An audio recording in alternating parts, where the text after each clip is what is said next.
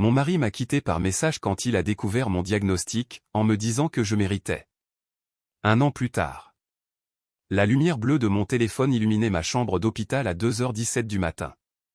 Je me souviens avoir vérifié l'heure 2 fois, me demandant qui pouvait bien m'envoyer un message au milieu de la nuit. Les médecins venaient de confirmer un cancer du sein de stade 3 quelques heures plus tôt. Mon corps était encore en train d'assimiler le cocktail de médicaments qu'il m'avait injecté après la biopsie. Cette maladie est la preuve que tu as enfin eu ce que tu mérites. Je ne peux pas faire ça. Ne me contacte pas, 16 mots, c'est tout ce qu'il a fallu à Thomas pour mettre fin à notre mariage de 8 ans pendant que j'étais allongé dans un lit d'hôpital, encore nauséeuse à cause de l'anesthésie. Aucun appel, aucune conversation, juste 16 mots qui se sont gravés dans mes rétines alors que je les relisais encore et encore, pensant qu'il devait y avoir une erreur.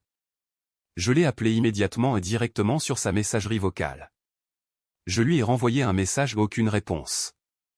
Je lui ai envoyé un courriel, rien.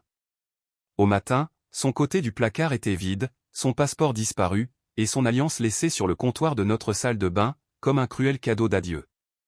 La chirurgienne a visité ma chambre vers 9h du matin, son visage professionnellement composé alors qu'elle m'expliquait mes options de traitement. J'acquiesçais aux moments appropriés, mais tout ce à quoi je pouvais penser était « Mon mari croit que je mérite le cancer. » Madame Richardson, avez-vous quelqu'un qui peut vous ramener chez vous aujourd'hui, demanda-t-elle doucement. J'ai failli rire. Thomas avait été mon contact d'urgence, mon chauffeur désigné, ma personne pendant près d'une décennie. Maintenant, il était parti. J'appellerai une amie, ai-je menti, calculant déjà quel service de covoiturage serait le moins cher pour le trajet de 30 minutes jusqu'à notre maison vide. Cette première nuit seule, je me suis recroquevillé en boule sur notre lit king size, le téléphone serré dans ma main, attendant le message qui n'est jamais venu, celui disant que tout cela était une terrible erreur, un moment de panique, une blague cruelle. Au lieu de cela, les papiers du divorce sont arrivés 3 jours plus tard par coursier. Le moment était presque comique. J'examinais les protocoles de chimiothérapie quand la sonnette a retenti. Le livreur m'a demandé ma signature avec la même expression ennuyée qu'il utilisait probablement pour les colis Amazon. Je me demande maintenant s'il savait qu'il me remettait l'avis de démolition de toute ma vie. Thomas avait coché toutes les cases pour différents irréconciliables. Il ne voulait rien de nos biens communs, sauf ses effets personnels et la collection de montres anciennes de sa grand-mère. Son avocat avait inclus une note suggérant que nous rendions cela aussi indolore que possible, comme si quoi que ce soit concernant le cancer et l'abandon pouvait être indolore. Mon oncologue m'a prescrit des anxiolytiques lorsque je me suis présenté à ma première consultation de chimiothérapie avec les yeux injectés de sang et les mains tremblantes. Le stress n'aidera pas votre processus de guérison, dit-elle en griffonnant sur son ordonnancier. Avez-vous envisagé de rejoindre l'un de nos groupes de soutien? Je ne l'avais pas fait. L'idée de m'asseoir en cercle, de partager ma double tragédie, me paraissait insupportable. Comment dire à une salle pleine de courageux combattants du cancer que votre mari vous a jugé indigne de la décence humaine la plus élémentaire, que pendant qu'ils avaient des partenaires leur tenant la main pendant le traitement, le mien avait décidé que ma maladie était une punition cosmique que je méritais? Ma sœur, Abigail, est arrivée de Seattle la semaine suivante. Elle m'a regardé et 15 livres en moins, les papiers du divorce intacts sur le comptoir de la cuisine, les cheveux sales et a emménagé temporairement. Il a toujours été un lâche, dit-elle en hachant agressivement des légumes pour une soupe que je ne pouvais pas goûter. Mais ça, c'est au-delà de tout ce que je l'imaginais capable de faire. Ce qu'elle n'a pas dit, ce que personne n'a dit, c'est qu'ils avaient tous vu les fissures dans notre mariage bien avant mon diagnostic, le retrait émotionnel progressif de Thomas, les vacances séparées, la façon dont il tressaillait quand je le touchais à l'improviste. J'avais attribué cela au stress professionnel, à son traumatisme d'enfance, à n'importe quoi sauf à la vérité évidente, il cherchait une stratégie de sortie, et mon cancer lui a donné l'occasion parfaite. La veille de ma première séance de chimiothérapie, un colis est arrivé de la part de la mère de Thomas, Eleanor. À l'intérieur se trouvait une couverture en cachemire et une carte qui disait « Il ne parle pas pour nous tous.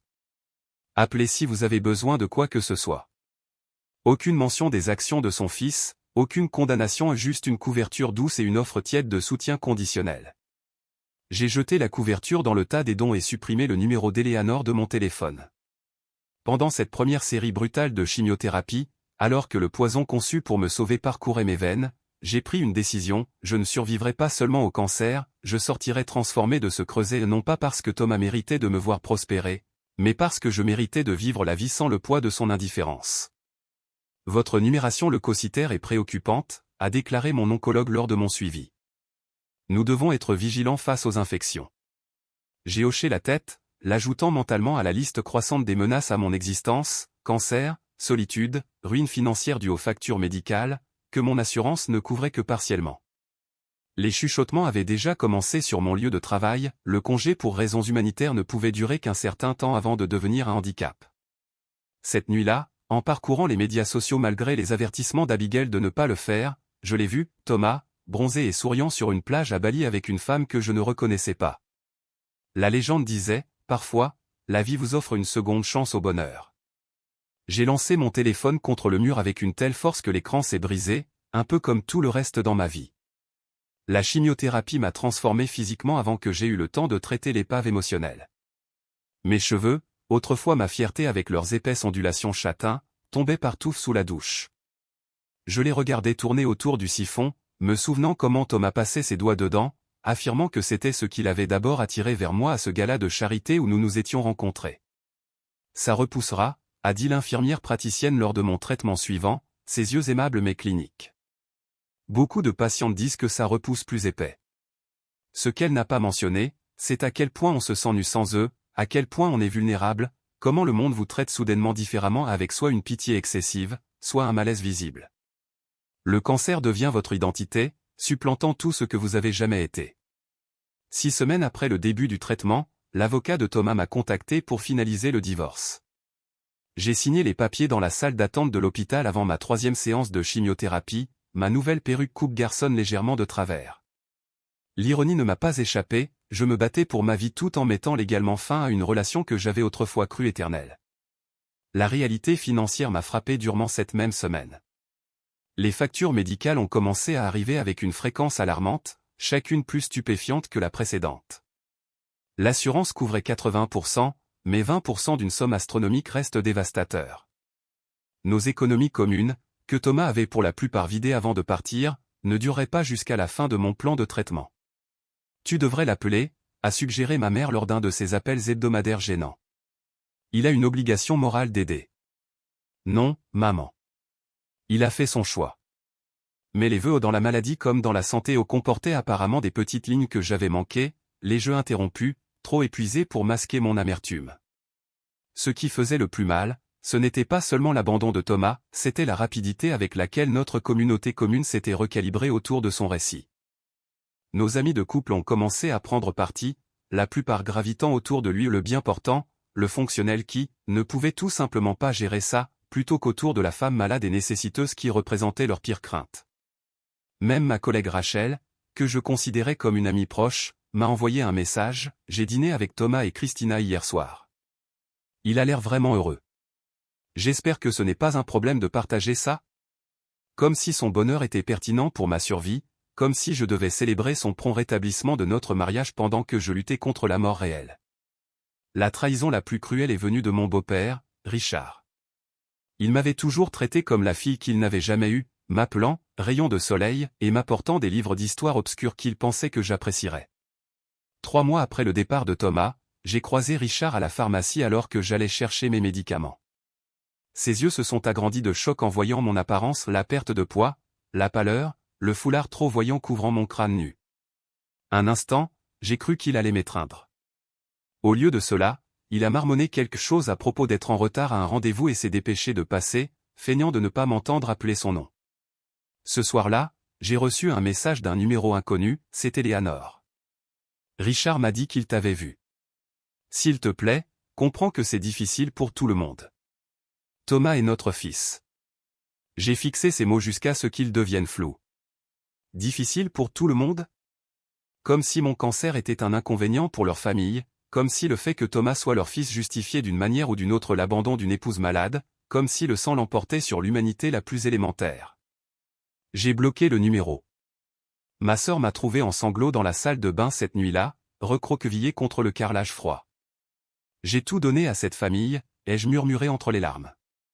J'ai planifié leurs anniversaires, je me suis souvenu de leurs anniversaires, j'ai écouté les histoires de golf ennuyeuses de Richard et mangé les terribles gratins d'Éléanor. C'est moi qui ai convaincu Thomas de se réconcilier avec eux après cette stupide dispute à propos de leur maison de vacances, et maintenant ils agissent comme si je n'étais rien, comme si je n'avais jamais existé. Abigail m'a tenu dans ses bras jusqu'à ce que les sanglots se calment, puis m'a aidé à retourner au lit. Ils ne te méritent pas, dit-elle fermement. Aucun d'eux. Le lendemain matin, mon oncologue m'a annoncé une nouvelle inattendue, le cancer ne réagissait pas au protocole de traitement comme espéré. Nous devons essayer quelque chose de plus agressif, un essai expérimental à Stanford qui a montré des résultats prometteurs pour des cas comme le mien. L'assurance ne couvrira pas les traitements expérimentaux, dis-je, hébété, calculant déjà les mathématiques impossibles. Laissez-moi m'en soucier, répondit-elle, sa détermination éclipsant momentanément mon désespoir.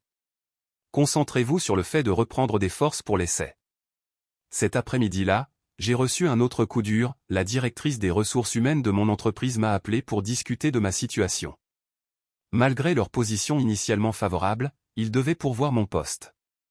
Ils m'ont offert une modeste indemnité de départ avec maintien de l'assurance maladie pendant 6 mois, un geste à la fois généreux et totalement insuffisant. Je me suis assise dans mon salon après l'appel, entourée de la vie que Thomas et moi avions construite ensemble, les photos de mariage que je n'avais pas encore décrochées, les meubles que nous avions choisis ensemble, les livres avec nos annotations entremêlées. Tout ressemblait à un monument à l'espoir naïf. Mon téléphone a sonné avec une notification LinkedIn, Thomas avait été promu directeur principal des investissements dans son entreprise. La publication comptait plus de 200 commentaires de félicitations, dont plusieurs de personnes qui m'avaient envoyé des messages, « Je pense à toi », mais ne m'avaient jamais réellement rendu visite. Cette nuit-là, en parcourant les médias sociaux de Thomas, une habitude autodestructrice que je ne pouvais pas briser, j'ai découvert que lui et Christina avaient emménagé ensemble. Leur nouveau penthouse donnait sur Central Park. La photo les montrait trinquant au champagne, sa main affichant nonchalamment un diamant qui n'était pas une bague de fiançailles mais aurait pu l'être. La légende disait, « La maison est partout où je suis avec toi ». Je me suis souvenu quand il m'avait dit exactement ces mots la nuit où nous avions signé pour notre première maison. Le parallèle était trop parfait pour être une coïncidence, il réécrivait notre histoire, me remplaçant dans notre récit commun avec une précision méticuleuse. Cette nuit-là, fiévreuse à cause du traitement et émotionnellement à vif, j'ai rédigé un courriel à Thomas. J'ai déversé 8 ans d'amour, 12 semaines de trahison et un océan de douleur dans ces paragraphes. J'ai détaillé chaque moment qu'il avait manqué, l'infirmière qui m'avait tenu la main pendant les biopsies, l'inconnu qui m'avait aidé quand j'avais vomi dans un parking, les nuits où je me réveillais terrifié et seul. Mon doigt a plané au-dessus de « envoyer » pendant près d'1 heure avant que je ne supprime chaque mot. Il ne méritait pas ma douleur, il n'avait pas gagné le droit d'être témoin de ma souffrance. Et, plus important encore, j'ai soudain réalisé que je n'avais pas besoin qu'il reconnaisse ce qu'il avait fait. J'avais besoin de me sauver moi-même. L'essai de Stanford nécessitait de déménager en Californie pendant 6 mois. Ma sœur m'a offert sa chambre d'amis, mais son appartement de Seattle était trop loin du centre de traitement. Je devais être à Palo Alto, où les coûts de logement étaient astronomiques, surtout pour une personne nouvellement au chômage avec des dettes médicales croissantes. Je trouverai quelque chose, ai-je dit à mon oncologue, sans croire mes propres mots. Ce soir-là, en triant de vieux papiers pour organiser ma situation financière, j'ai trouvé quelque chose que j'avais complètement oublié, une carte de visite du docteur Elena Mitchell, la PDG d'une entreprise de biotechnologie à côté de laquelle j'avais été assise lors d'un gala de charité 3 ans plus tôt. Nous nous étions immédiatement bien entendus, parlant pendant des heures de tout, de la thérapie génique à la littérature classique. Elle m'avait donné sa carte personnelle, en disant « Si jamais vous voulez changer, appelez-moi. J'ai besoin de gens qui pensent comme vous. » J'avais gardé la carte par politesse, n'ayant jamais eu l'intention de l'utiliser. Thomas avait découragé cette connexion, disant que ce serait déloyal envers mon entreprise actuelle de poursuivre d'autres opportunités. Maintenant, en regardant cette carte gaufrée, je me demandais si la loyauté avait jamais réellement été sa préoccupation. N'ayant rien à perdre, j'ai composé un courriel au docteur Mitchell, expliquant ma situation avec une honnêteté brutale. Je ne m'attendais pas à une réponse, les PDG à succès vérifient rarement leur propre courriel, et 3 ans étaient une éternité dans le monde des affaires. À ma grande surprise, elle a répondu en quelques heures, « Je me souviens très bien de vous. Je suis tellement désolé pour ce que vous traversez. Il se trouve que notre fondation finance plusieurs places dans cet essai exact de Stanford. Pouvez-vous nous rencontrer demain? Virtuellement ou en personne, comme vous le souhaitez. » Cette rencontre a tout changé. Elena n'a pas offert de pitié, elle a offert un partenariat. La fondation caritative de son entreprise couvrirait ma participation à l'essai, et elle a proposé quelque chose d'inattendu, un travail de consultante que je pourrais faire à distance pendant mes jours de meilleure forme, analysant les protocoles de recherche du point de vue d'une patiente. Votre expérience est précieuse, dit-elle, sa voix ferme à travers l'appel vidéo. Et quand vous aurez traversé cela, il y aura une place pour vous ici si vous le souhaitez. Pour la première fois depuis mon diagnostic, j'ai senti une lueur de quelque chose au-delà de la survie, la possibilité. Ma sœur m'a aidé à sous-louer ma maison et à emballer les affaires essentielles, le reste est allé au garde-meubles ou dans des tas de dons.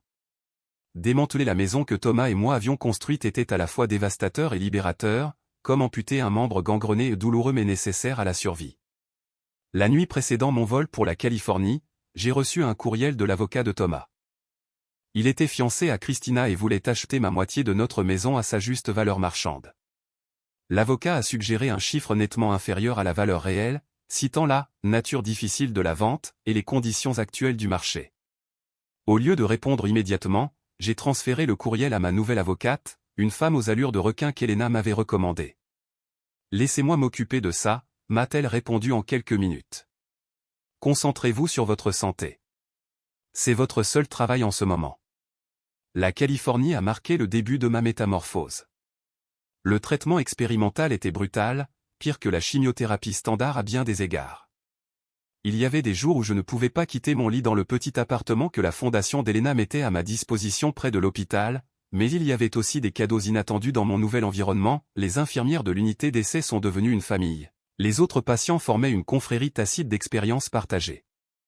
Elena venait me rendre visite chaque semaine, apportant des journaux et des romans au lieu de fleurs qui mouraient avant que je puisse en profiter pleinement. Elle ne restait jamais trop longtemps ni n'attendait de conversation quand j'étais trop épuisé pour parler. 3 mois après le début du traitement, quelque chose d'inattendu s'est produit, la coordinatrice de l'essai m'a appelé avec des nouvelles. Vos tumeurs réagissent de façon spectaculaire au traitement. Nous observons des taux de réduction que nous atteignons rarement aussi rapidement, expliqua-t-elle, avec un optimisme prudent dans la voix. Cette même semaine, mon avocate m'a informé que Thomas avait accepté d'acheter notre maison à sa pleine valeur marchande, en plus de couvrir mes frais de justice. Il ne voulait pas de la publicité négative, expliqua-t-elle avec un sourire satisfait. J'ai peut-être mentionné le portefeuille d'investissements éthiques de son entreprise et comment l'abandon d'une épouse atteinte de cancer pourrait paraître aux yeux de clients potentiels. Le règlement m'a donné une marge de manœuvre financière, mais plus important encore, il m'a donné un pouvoir que je n'avais pas ressenti depuis ce message texte dans la chambre d'hôpital. Pendant mon 6e mois en Californie, alors que mon corps se remettait lentement du cancer et du traitement, Elena m'a présenté Marcus Sullivan, l'investisseur principal de son entreprise. Il visitait le laboratoire pour examiner leurs dernières recherches, des recherches que j'avais aidé à affiner grâce à mon travail de consultante. Alors c'est vous la brillante analyste dont Elena ne cesse de parler, dit-il, sa poignée de main ferme mais prudente, comme s'il comprenait que mon corps était encore fragile. Vos refontes de protocoles centrés sur le patient ont changé notre approche de l'ensemble de notre programme clinique. Contrairement à la pitié ou au malaise auquel je m'étais habitué, Marcus me regardait avec un respect sincère, non pas comme une patiente atteinte de cancer, non pas comme l'épouse délaissée de quelqu'un, mais comme une professionnelle dont les idées avaient de la valeur. Nous avons fini par parler pendant des heures après la fin de la réunion formelle, sur l'éthique de la recherche, l'autonomie du patient, les échecs des systèmes médicaux. Il écoutait plus qu'il ne parlait, une rareté chez un homme de sa position et de sa richesse. Lorsqu'il m'a interrogé sur mon expérience personnelle avec le cancer, ce n'était pas par voyeurisme, c'était analytique, cherchant à comprendre. Seriez-vous intéressé à rejoindre notre conseil de défense des patients, demanda-t-il alors que notre conversation touchait à sa fin. C'est un poste rémunéré, qui se réunit trimestriellement. Votre perspective serait inestimable. J'ai accepté sans hésitation. Ce n'était pas seulement l'opportunité, c'était la reconnaissance que ma souffrance m'avait donné une expertise digne d'être rémunérée. Ce que je ne savais pas alors, c'est que Marcus avait perdu sa première femme d'un cancer du sein des années auparavant, qu'il avait fondé un institut de recherche dédié au développement de traitements, qu'il deviendrait non seulement mon allié professionnel mais finalement quelque chose qu'aucun de nous n'attendait. Alors que mon corps guérissait, mon esprit aussi. J'ai loué une petite maison près de l'entreprise d'Elena, accepté un poste officiel de directrice de l'expérience patient, et progressivement construit une vie méconnaissable par rapport à celle que j'avais laissée derrière moi. Au premier anniversaire de mon diagnostic, le jour qui avait commencé par l'abandon de Thomas, j'ai reçu une nouvelle inattendue. Mon oncologue m'a appelé personnellement, vos scanners sont clairs. Pas seulement une réponse claire. Nous continuerons la surveillance, mais à ce jour, il n'y a aucune preuve de maladie. J'ai célébré seul ce soir-là, assise sur ma petite terrasse avec un verre de vin que je pouvais enfin goûter à nouveau, regardant le coucher de soleil californien peindre le ciel de couleurs qui semblaient incroyablement vives. Mon téléphone a vibré avec un message d'un numéro inconnu, c'est Thomas. J'ai entendu parler de ta guérison. Nous devrions parler. J'ai fixé ces mots, ne ressentant rien d'autre qu'une lointaine curiosité. Comment avait-il entendu? Pourquoi maintenant? Que pouvait-il bien avoir à dire qui importerait? J'ai posé mon téléphone face contre table sans répondre et suis retourné regarder le coucher de soleil, faisant des plans silencieux pour un avenir qui était soudainement, miraculeusement à nouveau le mien. 6 mois après mon scanner indiquant que tout était clair, la vie avait établi un nouveau rythme. Mon rôle au sein de l'entreprise d'Elena s'était étendu pour inclure la supervision de la communication avec les patients pour tous les essais cliniques. Ma relation avec Marcus était passée du respect professionnel à une amitié sincère, puis à quelque chose qu'aucun de nous n'avait anticipé, un amour prudent et délibéré, construit sur des valeurs partagées plutôt que sur un besoin désespéré. Nous nous sommes mariés lors d'une petite cérémonie surplombant le Pacifique, pas de robe blanche ni de vœux élaborés, juste des promesses honnêtes entre deux personnes qui comprenaient la fragilité de la vie. Elena était ma demoiselle d'honneur. Ma sœur et sa famille sont venues de Seattle. Même mon oncologue était présente, levant un toast aux secondes chances de toutes sortes. Thomas est resté un fantôme que j'avais réussi à exorciser jusqu'à ce qu'il apparaisse dans le hall de mon immeuble de bureau un mardi après-midi. Isabelle, dit-il en se levant d'un des fauteuils élégants pour visiteurs. Tu es magnifique. Il avait raison concernant mon apparence. Mes cheveux avaient en effet repoussé plus épais, avec des mèches argentées frappantes que j'avais choisi de ne pas teindre. Le yoga régulier et le soleil californien avaient restauré la force de mon corps. Des vêtements de marque, un luxe que je pouvais maintenant me permettre, avaient remplacé la garde-robe mal ajustée de mes jours de traitement. Ce que Thomas ne pouvait pas voir, c'était le noyau de titane qui s'était formé en moi plus fort que n'importe quel os, plus résistant que n'importe quel muscle. « Que fais-tu ici » demandai-je, ma voix stable. « J'ai essayé de te joindre. N'as-tu pas reçu mes messages » J'en avais eu des dizaines au cours des derniers mois, chacun supprimé sans être lu après le premier. « J'ai été occupé » répondis-je en désignant du geste l'agent de sécurité qui planait à proximité. « Ce n'est pas le bon moment. S'il te plaît, juste un café ? 20 minutes ? » J'ai fait tout ce chemin, quelque chose dans son désespoir a piqué ma curiosité. Le Thomas que j'avais connu ne suppliait jamais, il commandait, attendait, recevait. Bien. 20 minutes. Il y a un café de l'autre côté de la rue. Autour de café au lait ridiculement cher, Thomas a déballé son histoire. Christina l'avait quitté il y a 6 mois, emportant un règlement substantiel. Sa consommation d'alcool avait dégénéré par la suite, conduisant à une erreur catastrophique au travail qui avait coûté des millions à ses clients. Il avait été licencié, sa réputation en finance détruite. Ses parents l'avaient finalement coupé des vivres après l'avoir renfloué à plusieurs reprises. « J'ai tout perdu », conclut-il, les yeux cherchant la sympathie. Et puis j'ai vu cet article sur toi dans Business Insider, une survivante du cancer révolutionne la défense des patients et la biotechnologie avec ta photo aux côtés de Marcus Sullivan. Sais-tu ce que ça fait ? De te voir non seulement rétabli, mais prospère, marié à l'un des hommes les plus riches du secteur de la santé ? J'ai siroté mon café, laissant sa question en suspens. Probablement similaire à recevoir un diagnostic de cancer par message texte de la personne qui avait juré de rester à tes côtés, ai-je finalement répondu. Il a tressailli. J'avais peur. J'ai fait une terrible erreur, la pire erreur de ma vie. Et maintenant tu es là parce que j'ai besoin d'aide, Isabelle. Il ne me reste plus rien. Aucune perspective d'emploi avec ma réputation. Je suis au bord de la faillite.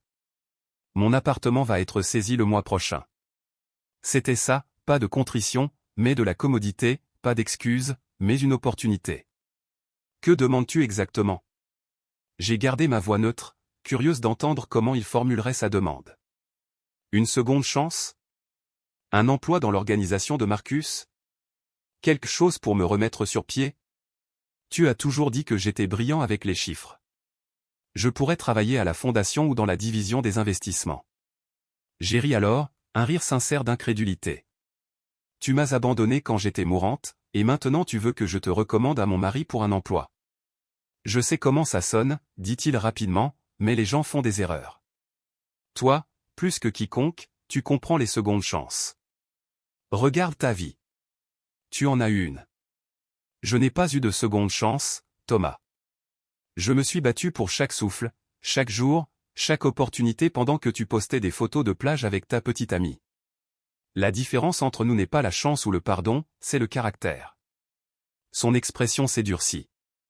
Alors c'est tout? Tu vas juste me regarder me noyer? Non, dis-je en cherchant dans mon sac. Je vais te donner exactement ce que tu mérites. J'ai fait glisser une enveloppe sur la table. À l'intérieur se trouvait un chèque de $50 000, une somme importante, mais une fraction de ce que je pouvais maintenant me permettre. C'est un paiement unique. En échange, tu signeras un accord pour ne plus jamais me contacter. Mon avocate a les papiers prêts. 50 000? Sa voix s'éleva avec indignation. Ce n'est rien comparé à ce que toi et Sullivan avez. J'ai besoin d'une carrière, pas de charité. Ce dont tu as besoin n'est plus mon problème. Cette offre expire quand je franchirai cette porte. Tu as changé, dit-il, sont ton accusateur. L'Isabelle que je connaissais ne serait jamais aussi froide. L'Isabelle que tu connaissais est morte la nuit où tu lui as envoyé un message à l'hôpital. Le cancer l'a tuée. Tu l'as tuée. La femme assise en face de toi maintenant est quelqu'un d'entièrement différent, quelqu'un qui ne te doit rien. Alors que je me levais pour partir, il m'a attrapé le poignet. Attends. Je le prends. L'argent.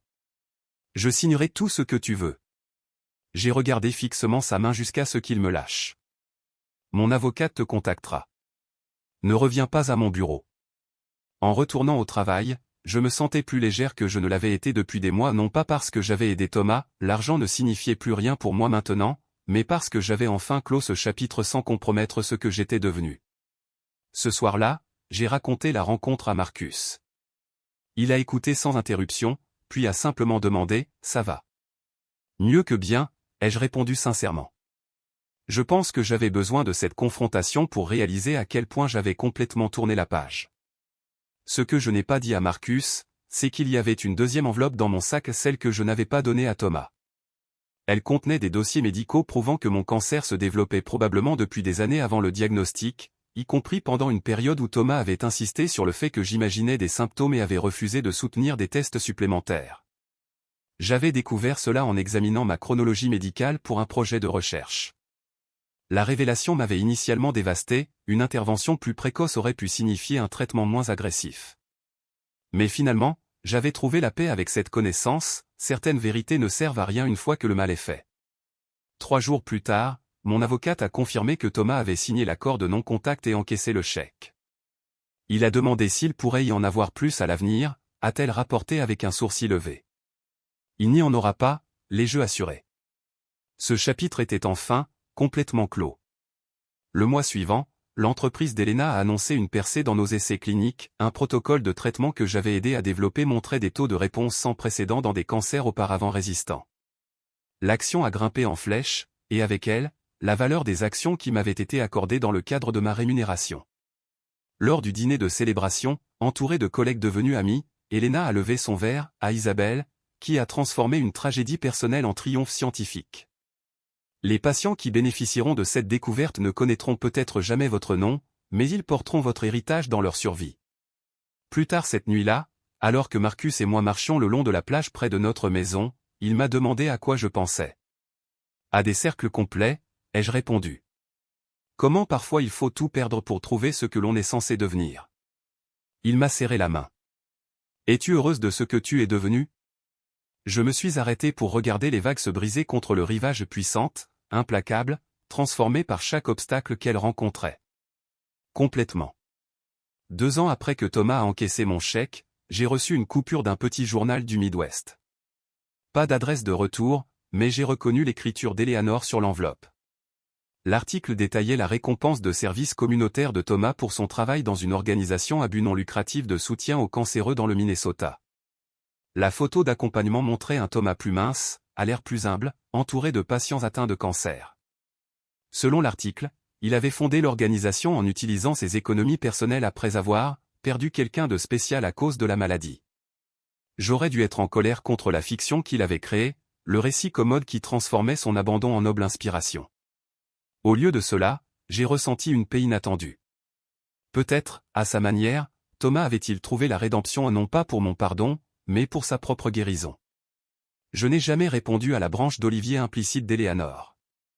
Certaines connexions brisées valent mieux être laissées telles quelles. Ma propre vie a continué sa trajectoire ascendante. Le modèle de défense des patients que j'avais développé est devenu la norme de l'industrie, mis en œuvre dans des dizaines d'entreprises pharmaceutiques. Marcus et moi avons étendu le travail de la Fondation pour inclure un soutien financier aux patients atteints de cancer confrontés à la faillite à cause des frais médicaux. L'entreprise d'Elena est entrée en bourse, transformant mes actions en une richesse dépassant tout ce que j'avais imaginé dans ma vie antérieure. Mais la vraie richesse est venue sous des formes inattendues, la jeune femme qui m'a approché après une conférence médicale, disant que mes protocoles de communication avec les patients avaient rendu les derniers mois de sa mère dignes et clairs, l'infirmière en oncologie qui a mis en œuvre ma formation en défense des droits et a signalé une réduction des scores d'anxiété dans l'ensemble de sa population de patients, le chercheur qui a révisé une procédure de biopsie douloureuse sur la base des canaux de rétroaction que j'avais établis. Au 5e anniversaire de mon diagnostic, Marcus m'a surprise avec les clés d'un petit bâtiment près de l'hôpital où j'avais reçu mon traitement. « Qu'est-ce que c'est » demandai-je, tournant les clés inconnues dans ma paume. « Ton prochain chapitre, si tu le veux. » Le bâtiment était parfait pour ce que j'avais tranquillement planifié, un centre de soutien complet pour les patients atteints de cancer naviguant à la fois les défis médicaux et de vie pendant le traitement, aide juridique pour se confronter à la discrimination à l'emploi, conseiller financier spécialisé dans la dette médicale, thérapeute formé à la fois en thérapie individuelle et en conseil conjugal pour les relations mises à rude épreuve par la maladie. Nous l'avons nommé Phoenix House, non seulement pour le symbolisme de la renaissance des cendres, mais pour le numéro de ma chambre d'hôpital Phoenix 417 où j'avais reçu ce message texte bouleversant des années plus tôt. Lors de la grande ouverture, entouré de survivants, de professionnels de la santé et de sympathisants, j'ai partagé mon histoire publiquement pour la première fois, l'abandon, la dévastation financière, la reconstruction. Le cancer vous montre qui sont vraiment les gens, ai-je dit à la foule rassemblée, à la fois ceux qui partent et ceux qui se manifestent. Mais plus important encore, il vous montre qui vous êtes vraiment et qui vous pouvez devenir lorsque tout ce qui est familier est dépouillé. Après, une femme s'est approchée de moi, son foulard indiquant qu'elle était une patiente actuelle. Mon mari est parti 2 semaines après mon diagnostic, a-t-elle murmuré. Je pensais être la seule.